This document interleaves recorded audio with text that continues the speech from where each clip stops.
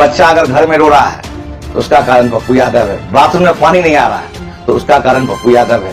अरे मूर्खों, आप लोगों को मैं पूछना चाहता हूं कि पप्पू यादव एक सांसद है, वो भी निर्दलीय। बेरोजगारी, महिलाओं पे अत्याचार और एक भी वैकेंसी नहीं निकालना, और आए दिन बिहार में जो भी वैकेंसी निकलती है उसका पेपर लीक होता है। तो इसको देखते हुए नीतीश कुमार पूर्ण तरीके से खत्म हो चुके हैं। इसका लूट नहीं है, इससे पहले याद करिए पटना में 300 मीटर एसपी के बगल में ज्वेलर्स को लूट लिया गया, हाजीपुर में, मुजफ्फरपुर में, दरभंगा में, और दरभंगा में अभी तो मुकेश सहनी जी के फादर को मार दिया गया। आज तक क्या सब बिहार अफसरशाही राज, और इस अफसरशाही राज में पुलिस का डंडा किस पे चलता है? विपक्ष के पार्टी के कार्यकर्ताओं पे। बिहार प्रशासन और सेंट्रल की गवर्नमेंट दोनों टाई अप है। दोनों केंद्र में भी आपकी बीजेपी की सरकार है और राज्य में भी आपकी बीजेपी गठबंधन जेडीयू सरकार है। यहाँ के मुख्यमंत्री नीतीश कुमार है।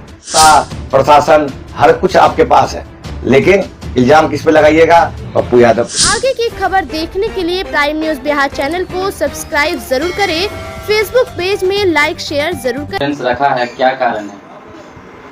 देखिए, बढ़ते अपराध और अपराध पे लगाम नहीं लगाने वाली हमारे बिहार की निकम्मी सरकार। आए दिन लूट, डकैती, बलात्कार, मर्डर इस बिहार में ऐसा हो गया है कि जैसे कि कलम और कॉपी का रिश्ता है, और इस पर कंट्रोल नहीं लगाने वाले उनका नाम है बिहार के निकम्मे मुख्यमंत्री नीतीश कुमार।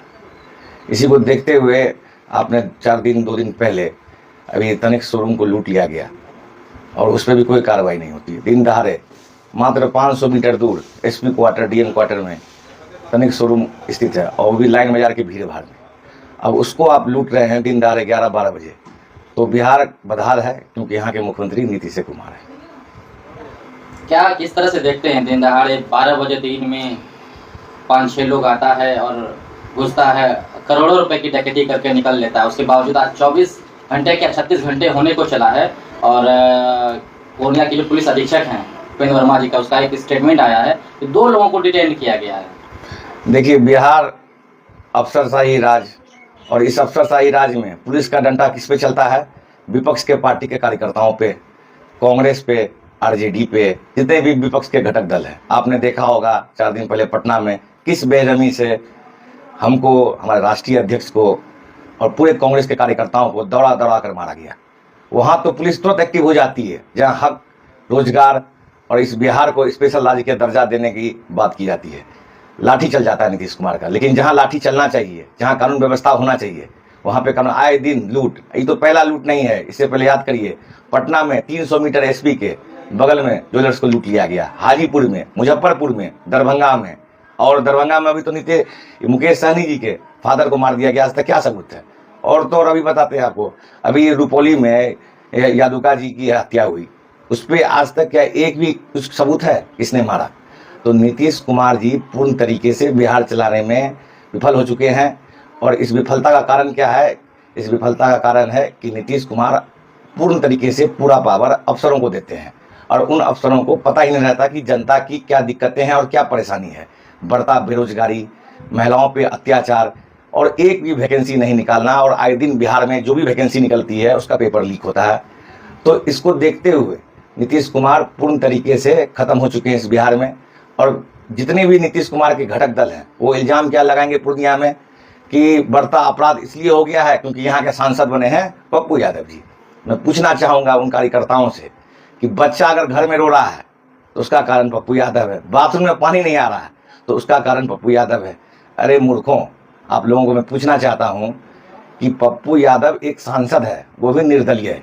बिहार प्रशासन और सेंट्रल की गवर्नमेंट दोनों टाई अप है। दोनों केंद्र में भी आपकी बीजेपी की सरकार है और राज्य में भी आपकी बीजेपी गठबंधन जेडीयू सरकार है। यहाँ के मुख्यमंत्री नीतीश कुमार है। सत्ता, प्रशासन हर कुछ आपके पास है, लेकिन इल्जाम किस पे लगाइएगा? पप्पू यादव पे। पप्पू यादव ने क्या कर दिया? मैं समझ नहीं पा रहा हूं कि उन कार्यकर्ताओं की मानसिकता कैसी है। अपना विफलता छुपाने के लिए आदरणीय सांसद पप्पू यादव को कहा जाता है कि पप्पू यादव ने करवाया। ऐसा कुछ नहीं है। पप्पू यादव सांसद जब नहीं भी थे, आए दिन लूट पटना से लेकर हाजीपुर से लेकर पूरे बिहार भर में होती थी। पूरे बिहार में बलात्कार हुआ। आज तक मुजफ्फरपुर वाला कांड में क्या हुआ? रेप कांड में कोई बतावे? जेडीयू का कार्यकर्ता, बीजेपी का कार्यकर्ता, क्या उसमें सजा हो गया? उसमें तो मुख्यमंत्री जी का भी सम्मिलन था। तो ऐसा कुछ नहीं है। बिहार में बिहार बदहाल है क्योंकि यहाँ के मुख्यमंत्री नीतीश कुमार है। पूर्व सांसद जी का भी बयान आया है कि भाई 2005 वाला स्थिति दोबारा फिर से आ गया है बिहार में, या फिर पूर्णिया की बात करें, लेकिन ऐसा होने नहीं देंगे। क्या लगता है वाकई में 2005 वाला स्थिति उससे पहले वाला स्थिति उत्पन्न हो गया है? मैं पूर्व सांसद जी से पूछना चाहता हूं, 1990 से 2004 तक इंडिया गठबंधन आरजेडी समर्थक कांग्रेस सरकार थी, तो उस सरकार में आप एफआईआर निकालिए, आप पढ़े लिखे सांसद हैं, स्मार्ट लगते हैं, वहां का एफआईआर निकालिए। 90 के दशक से 5 के दशक के बीच में कितना एफआईआर हुआ, कितने आदमी मरे, ये तो रिकॉर्ड आपके क्राइम ब्यूरो बिहार में है। और 5 से जरा 24 तक का रिकॉर्ड में निकालिए, जब जब आपका भाजपा के साथ गठबंधन हुआ है, कि क्राइम का स्तर क्या बढ़ जाता है, क्यों बढ़ जाता है? इसलिए बढ़ जाता है क्योंकि आप एक भी रोजगार के मुद्दे पर जनता को जवाब नहीं देते हैं, आप एक भी न्याय नहीं कर पाते हैं महिलाओं के साथ, दलित के साथ, महादलितों के साथ, अति पिछड़ाओं के साथ। आप करते क्या हैं? आप करते हैं भेदभाव इंसानों में, जातियों में, धर्मों में। तो जब जब ये राजनीति आएगी तो इस राजनीति से है ना, दो पक्षों का अलगाव हो जाता है। तो इन्हीं अलगावों के बीच में आदमी बेरोजगार है, क्या करेगा?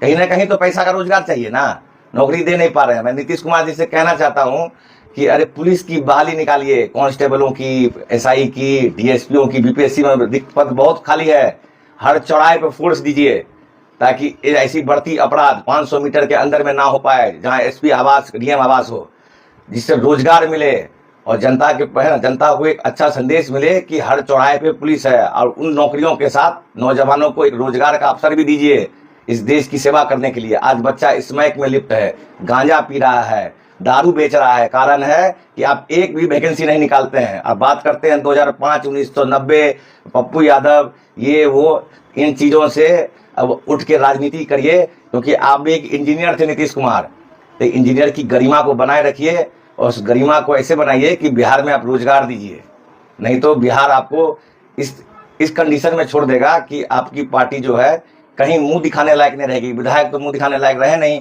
सांसद भी नहीं रहे, कहीं आप भी नहीं रहिएगा तो पूरा अस्तित्व मिट जाएगा बीजेपी और जेडीयू का इस बिहार से। क्या लगता है पूर्णिया में कितनी मजबूती के साथ जांच कर रही है? जो तनिष्क में दिन दहाड़े डकैती होता है, और आपने भी शायद सीसीटीवी फुटेज देखा होगा, 3 लोगों का चेहरा स्पष्ट दिख रहा है, उसके बावजूद भी अब तक पकड़ा नहीं गया है। बिहार की पुलिस पूर्ण तरीके से बर्बाद हो चुकी है। ये क्यों? इसका कारण है कि जितने भी नेता हैं इस घटक दल बीजेपी जेडीयू में, सब कहीं ना कहीं आपराधिक मामलाओं में फंसे हुए हैं, केस दर्ज है, मुकदमा दर्ज है। तो ऐसे आदमियों को बीजेपी जेडीयू टिकट देती है, बाहुबलियों को विधायक बनाती है। उन बाहुबलियों का संरक्षण में जितने भी कार्यकर्ता हैं वो भी क्रिमिनल मानसिकता के हैं, तो जांच कहीं नहीं जाएगा। यादुका जी का जांच आज तक पेंडिंग है। उन्होंने नीतीश कुमार को गुप्त रूप से सूचना भी दी है कि इस हत्याकांड में कौन कौन सम्मिलित हैं, लेकिन आज तक उस पर कोई कार्रवाई नहीं हुई। कारण है बिहार बदहाल है, यहाँ के मुख्यमंत्री नीतीश कुमार। एक और अंतिम सवाल है, लोगों का कहना है कि पूर्णिया में जितने सारे व्यवसायी है, बड़ा छोटा, अब डरा सहमा है, पूरा भय का माहौल है उसके अंदर। जी एकदम भय का माहौल है। माहौल इसलिए भय का है क्योंकि आए दिन दहाड़े एक पूरे क्राउडेड एरिया में 11-12 बजे के समय में आप दिन दहाड़े 5-10 बदमाश मिलके एक बहुत बड़ा लग्जरियस ब्रांड है, ठीक, तनिष्क का, तो टाटा के अंदर आता है, उसको लूट लिया गया, तो व्यापारी क्या करेगा? व्यापारी वर्ग का भी पूरा संरक्षण ठीक अब हमारे पार्टियों को है।